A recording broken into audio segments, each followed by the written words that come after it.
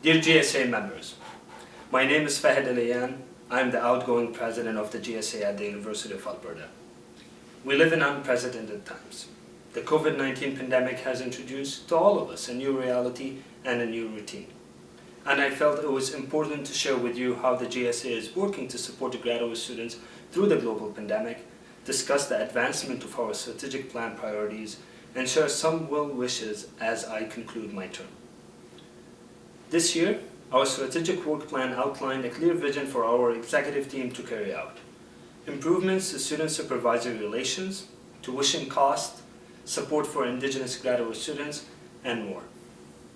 Our executive team advanced many of these priorities while navigating a provincial and federal elections, deep cuts to post-secondary education, the tragic crash of flight PS752, and, most recently, COVID-19. In response to the COVID-19 global pandemic, the GSA has allotted an additional $100,000 to GSA emergency bursaries.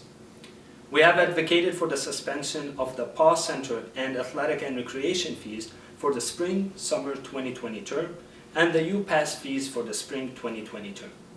And we have extended our financial support of the campus food bank, which totaled $15,000 this year, an increase of over 30%.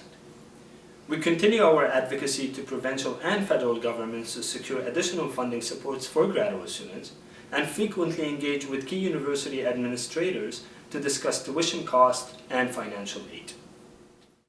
With respect to improving student-supervisor relations for graduate students, the GSA and the Faculty of Graduate Studies and Research are piloting 2 new projects in fall 2020, winter 2021. A student supervisor guidelines form and a student program report form to establish productive, communicative relationships between graduate students and their supervisors, and to establish oversight of graduate students' academic progress. In regards to 2020-2021 graduate student tuition, graduate students across the province will see significant tuition fees increases to a maximum of 7%.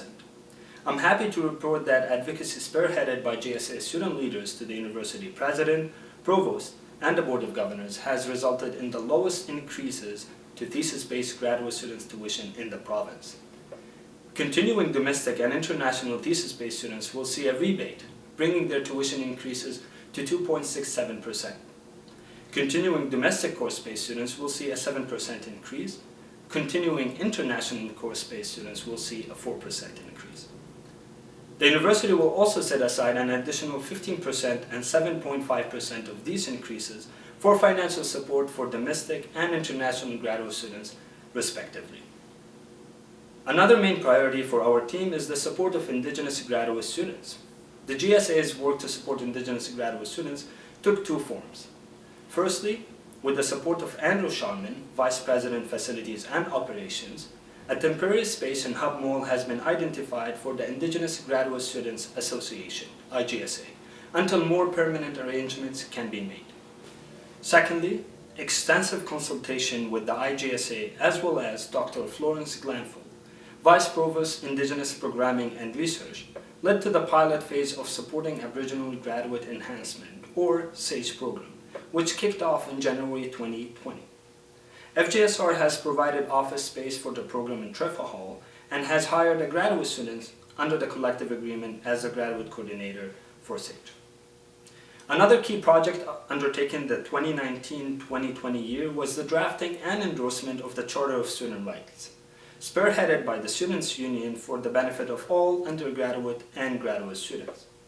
The GSA proposed the addition of a section dedicated to graduate students that focuses on the specific rights and responsibilities of academically employed graduate students, given their unique position as students, researchers, and employees of the university. It's worth to note that the UFA is the second top 15 university in Canada to approve the Charter of Student Rights after McGill University. Finally, I would like to thank the GSA office and commend them on their work this academic year. Our office sent 50 GSA newsletters, delivered 55 departmental orientations, supported 100 writing sessions, distributed 3,500 GSA planners, dispersed $17,000 in recognition awards, $25,000 in graduate student group grants, $420,000 in academic travel grants, and $430,000 in childcare grants. I would like to express my sincere thanks and appreciation to the members of our executive team, the GSA office support team, GSA board members, GSA council members, and all members of university administration for the collaborative work we have done over the past year. The relationships we built together have truly made my presidency a pleasure. In particular, I commend members of university administration for the incredible and supportive leadership they have shown in this challenging climate. I wish them, as well as the incoming university president and chancellor, the very best in all their future endeavors. I would also like to give thanks to all of the members of the Faculty of Graduate Studies and Research Leadership team for their contributions to the thoughtful discussions and collegial working relationships we have developed over the past year. It has been a great pleasure to serve alongside all of you.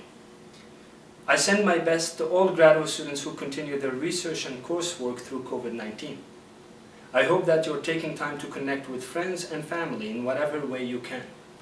Please do not hesitate to reach out for support if you need it.